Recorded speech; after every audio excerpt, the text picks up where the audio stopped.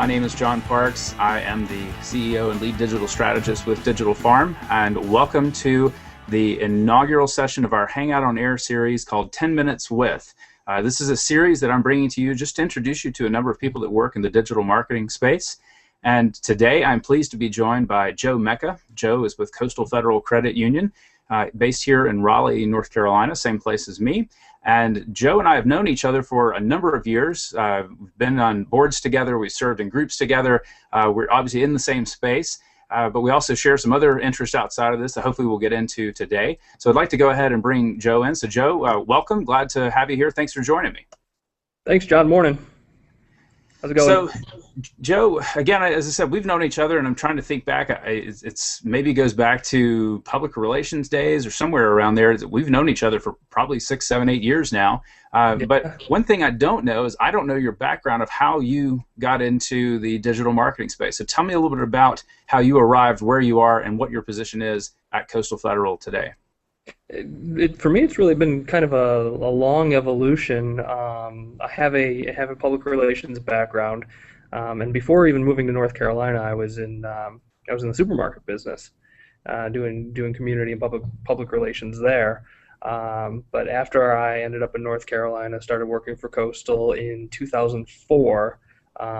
Initially had the background in community relations that evolved into more of a PR role.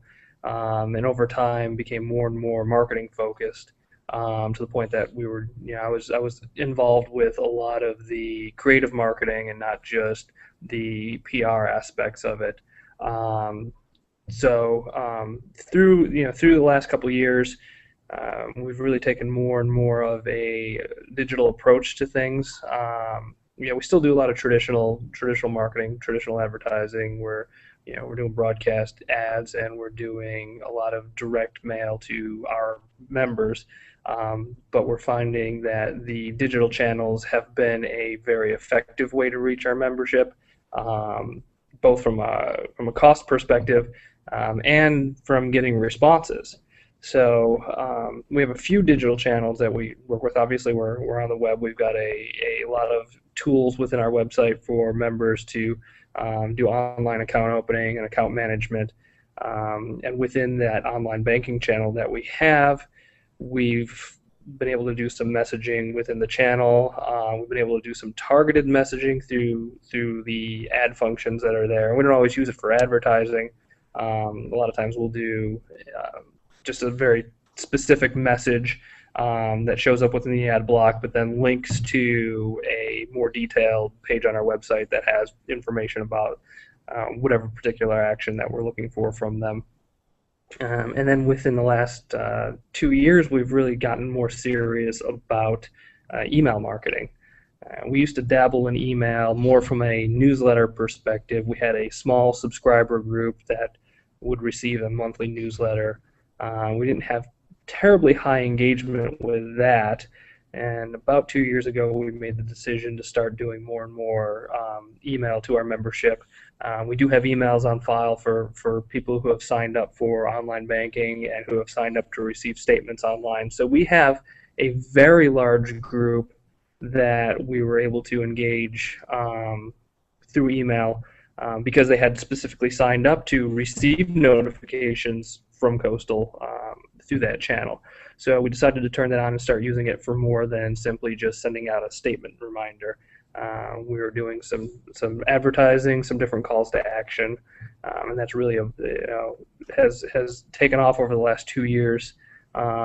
We are also doing some social media, primarily Facebook and Twitter, and trying to engage members in different ways there. For me, my role has changed a little bit over the last 6 months. I've moved more from the creative side, and I'm now on the marketing analytics side, where I'm able to kind of get into some of the numbers and do some targeting, check out some of the results of the campaigns that we've done, and really see what some of those results are. And from that side, I'm able to see that the digital channels are truly effective. And I've been really impressed by what we see there versus some of the more traditional channels. That's great. So it sounds like you've seen a pretty big evolution there in your time with Coastal. I'm curious, and I wanted to ask a little bit about some of the great challenges that you guys see. Let's go back to email marketing.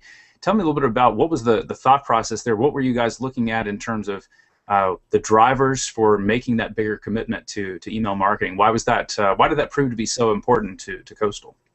One from a cost standpoint, we knew that email would be a much lower cost channel to reach members um, compared to direct mail. We could do large direct mail campaigns and yeah, at the very best get that cost down to 50 or 60 cents a piece. Hmm. But we typically average, more than $1 when you're talking about envelopes and custom printing, Sure. reply cards and that kind of thing. With email, I think at worst we're looking at about 3 cents a contact. Right. So we're able to reach out to a lot more people for a lot less money, and it's more trackable. When we send a mail piece out through postal, we don't necessarily know if it even ended up in the member's hands. And the challenge that I always like to present back to our designers, when we're talking about what is a good mail piece, we'll look at the content, we'll look at the design, but I always say, it's not a good piece unless I open it. And you've got from the time I reach my mailbox in the morning or in the afternoon to the time I get to the garage to get my buy-in. If I don't decide that I'm going to take that piece into the house, it ends up in the trash before I even walk in the door. But we don't know that. You don't know how many people actually opened your mail piece. You only know what kind of response you get from comparing your target list to some product purchases or some products that were opened on the back end later on. With email, you can track most of your steps. We know that when an email goes out, what percentage of our members received it. Mm-hmm. Did it end up in their inbox? Did it end up in their spam folder? How many bounced back? We know what percent opened it. We know how many clicked, how many unique people clicked on it, and then even drilling down into the specific links, we can track, and we do track what percentage of the people who opened it actually did. We call them desired actions. So we're not even tracking total clicks. We're tracking very specific clicks within that email. So we want to say, did they go to the Apply Now button on the email and end up within our online loan app? Or did they go to the product page and read more about that specific product there? Or depending on what the campaign is, they're not all sales pieces. They're not all product specific calls to action. So we can look at the individual links within there and see how well did we reach the right members. Did they forward the message? Sure. And some of the other things within there. And then in terms of sending follow-ups, we could send our follow-up messages to people who didn't open it the first time, or people who opened it but didn't necessarily click on the call to action. So when we're doing our follow-ups, we're a little bit more effective. We're not sending a follow-up piece to everybody that received it. We're sending a follow-up piece to just the people who didn't open it.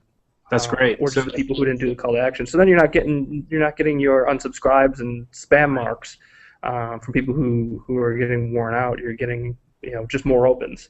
Yeah, and email is definitely one of those spaces where you've got to stay on top of it. You've really got to care and tend and feed your email marketing program. Tell me very quickly here, Joe, just you don't have to give specific numbers, but what kind of success have you guys been seeing within that space? It's varied, and it depends on whether we're looking at an informational email versus a product email. We've done earlier this year. We did our big, we called it our VIP payout. We have a program. It's a lot of cooperatives have them. It's called a patronage dividend program. It's specific to Coastal. We do a give back based on either the interest that a member had paid over the course of the year or the breadth of their deposit relationship. So there were members who earned anywhere from $100 up to $1,000, and when we did the notification on that, we had a 60% open rate on the email that said check your account for your dividend, which was incredibly high. Right. We've done some product campaigns where we've where we've done Visa offers that have gotten good open rates and good click rates.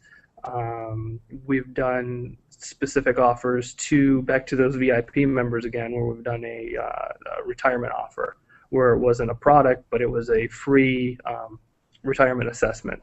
We have very high open rates on those emails, and on the back end, one of the things that you can't track within the email is how many people actually called and set an appointment. And we had very high success rate for the number of appointments that were being set by our wealth management team. That's great. Yeah. Most recently, and this is actually a really good example of what I love about email, is being able to segment out your target groups. So we're in the middle of a campaign right now that's actually a national campaign. It's not anything specific to Coastal, but there is a political effort where credit unions across the country are trying to energize their membership to contact Congress in regards to some issues around tax reform. And we were able to get emails out to our members. We actually sent the campaign out last Tuesday, and we're getting ready to do the follow-up to that later on this week. But we were able to segment out our members into 4 distinct groups. And one of the reasons that we did that is we wanted to see what kind of response we got from the different types of membership. And we looked at members who had checking accounts here and were part of that VIP group that earned a payout.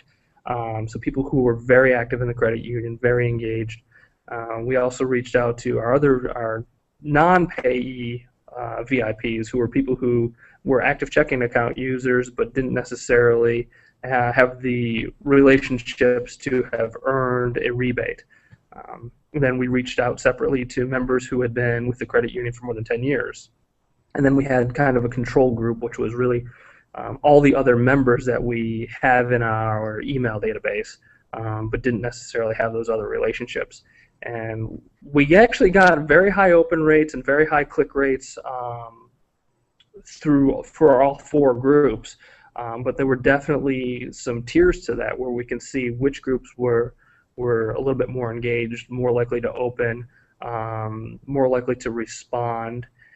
We found one group was a little bit more likely to have an undesired action where they were unsubscribing from the email list.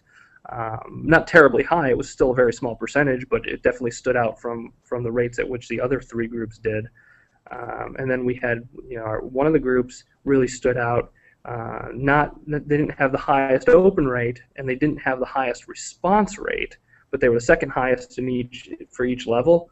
But that group also represented the largest volume for our responses. So they represented the biggest group that ended up clicking through to this website where they were asked to contact Congress, and they also had an extremely low unsubscribe rate. So that group showed us that there are opportunities outside of just that simple call to action where we could go reach out to them and maybe not get stellar responses, but get enough volume that it would end up being a great campaigne for us. Most definitely, yeah. And one advantage that, oh, sorry, go ahead. No, go ahead.